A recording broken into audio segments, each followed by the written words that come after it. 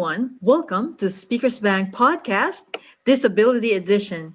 I'm Mary, a member of the podcast team from JTI working for Speakers Bank. And guys, we are really privileged for today.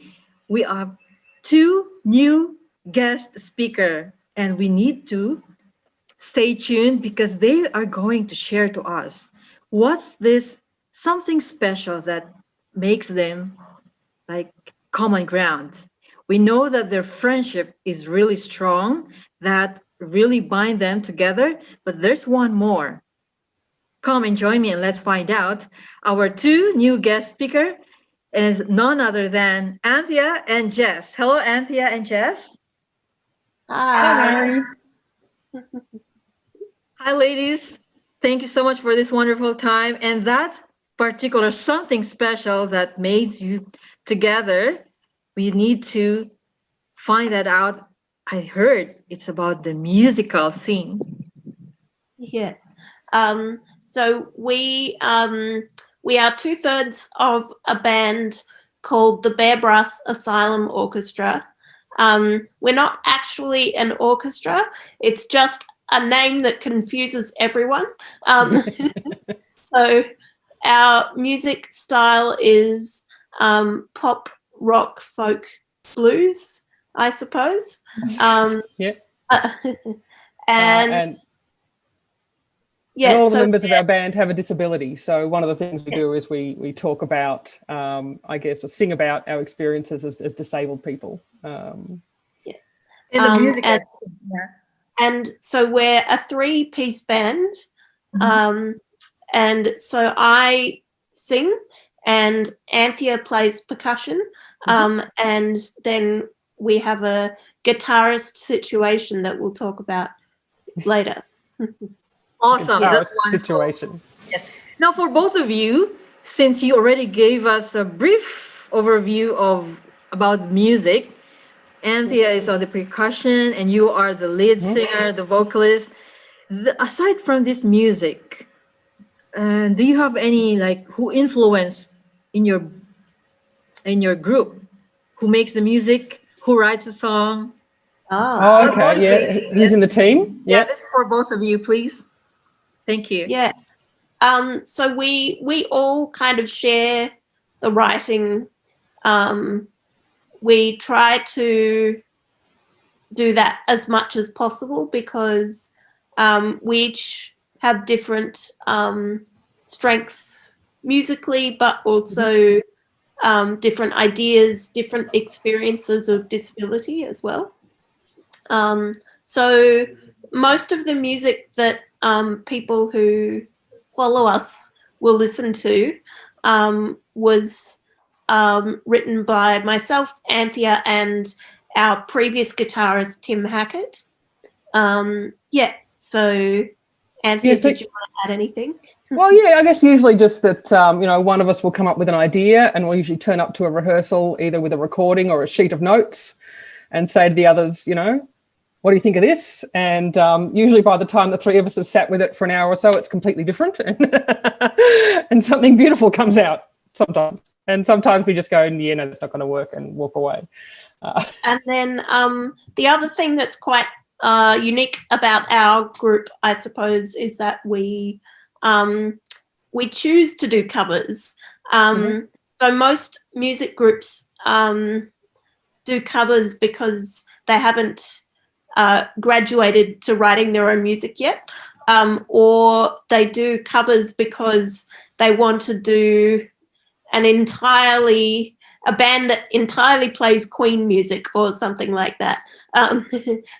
But we do covers because we choose songs that seem quite ordinary at first, but then when a very disabled looking person and a woman sings it, it takes on a whole new meaning.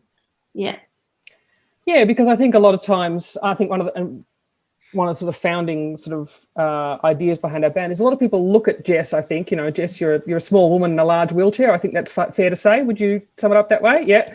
And they look at Jess often and assume that she is either a child or childlike. which anyone who's ever met Jess as her friend, I can tell you that is, absolutely so profoundly not true. And so I guess one of the things we like to do is really highlight the fact that, we may all be disabled, but we're also adults who make our own decisions. And sometimes we have the right to make bad decisions. So, rock and roll is an area where people are famous for, making bad decisions, for staying up all night, drinking a lot, maybe having sex with people they shouldn't, taking drugs they shouldn't. And so we kind of push that idea on stage that we're allowed to do that too. Whether we actually do that in real life is a whole nother matter. But we do like to sing songs about it.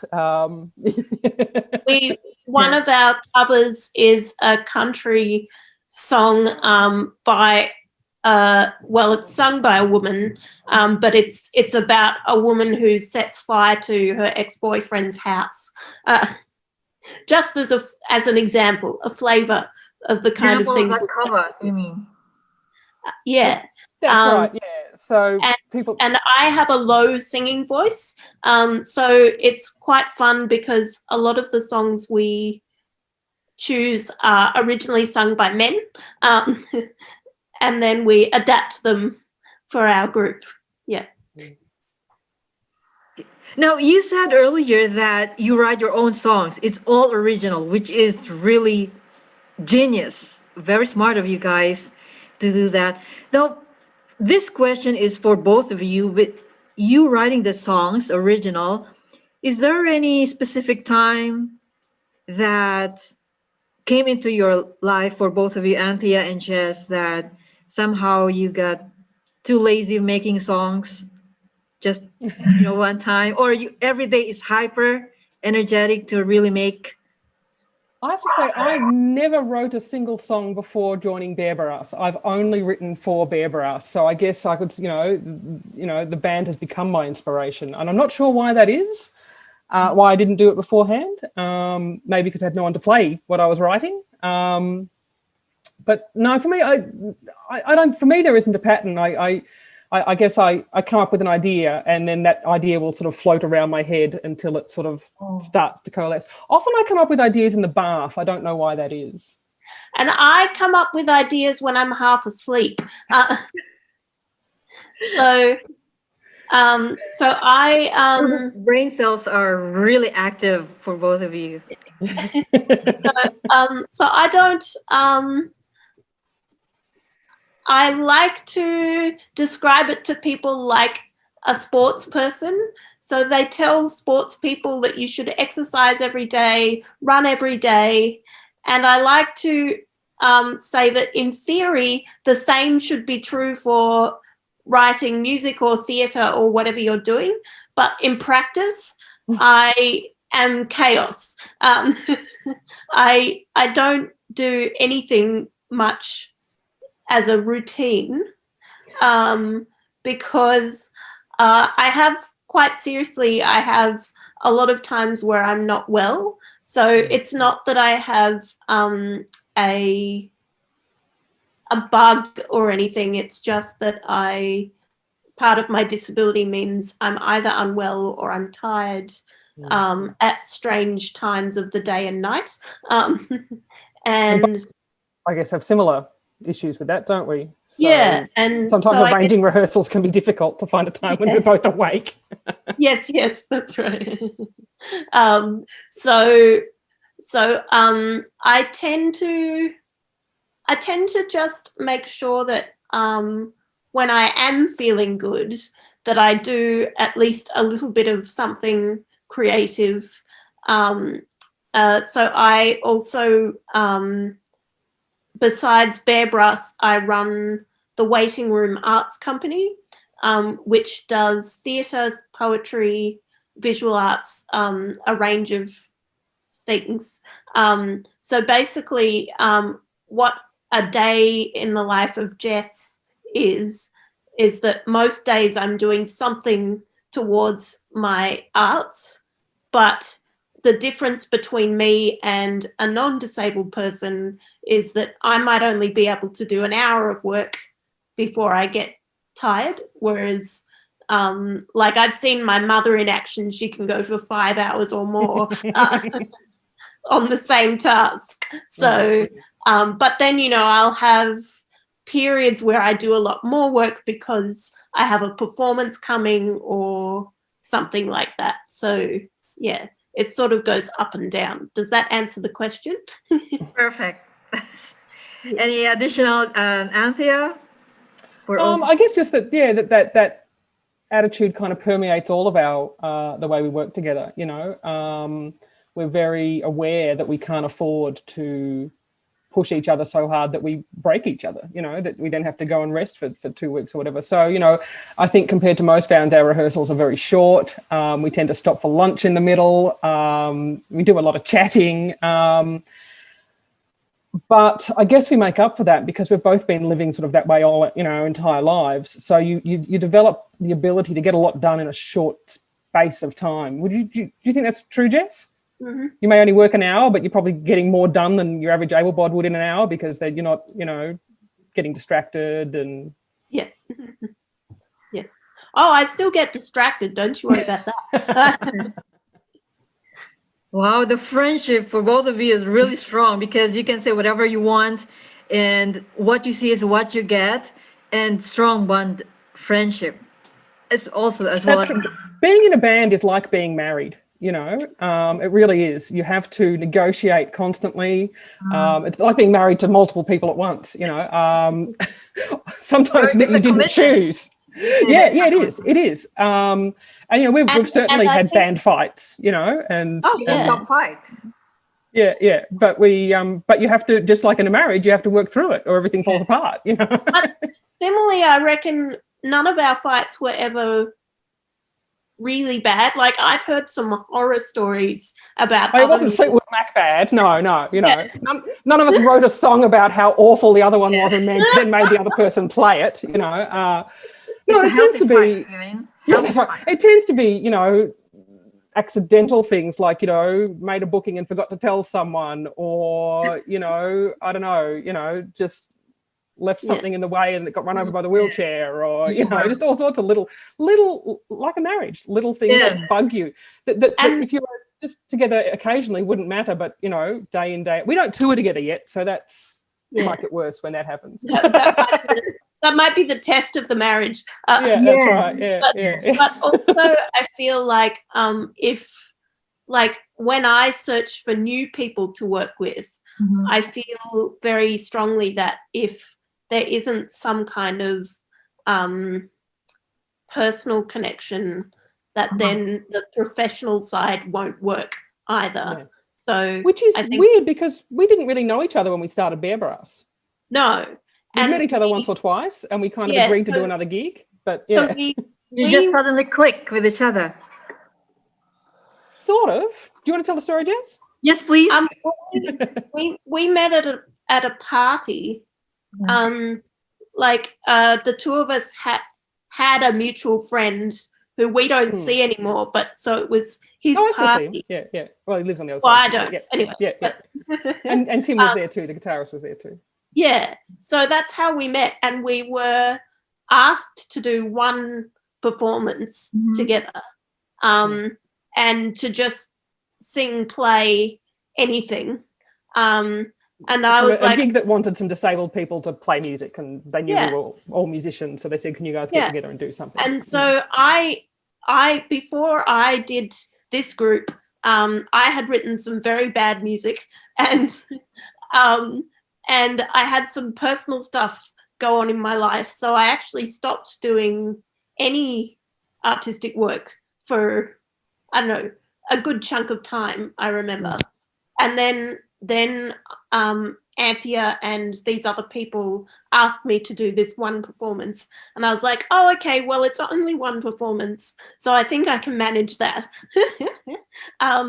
And we were awful. We were. Wow, you're very honest, huh? Yeah. But we sort of but we had fun, so we definitely had fun, but also I think we discovered that we got along reasonably okay personally, and we discovered gradually that we had sort of similar interests musically. I think that was the key. So Tim was the one that brought the blues connection. Anthea brought the punk. Yeah. I can see that. And what about you, Jess?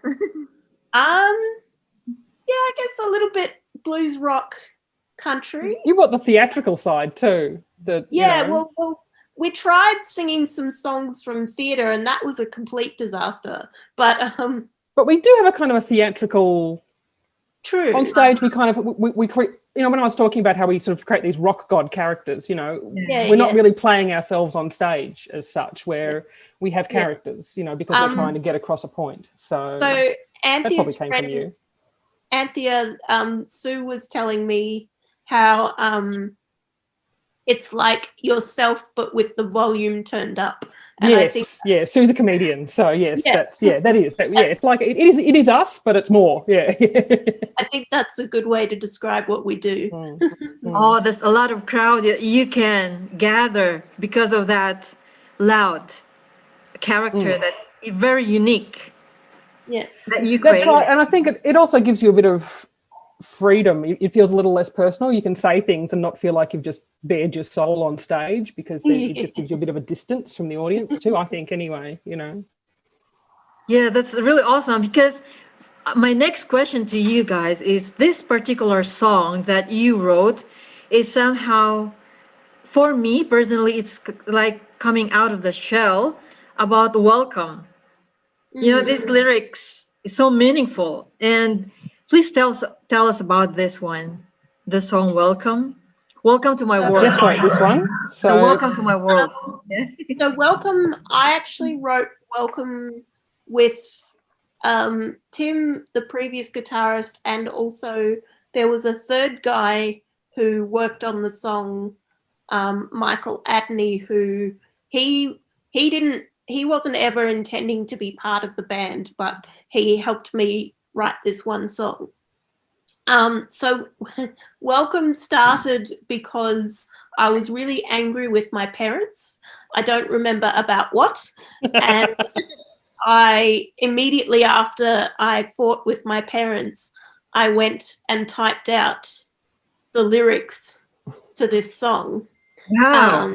So your voice really matters with that song.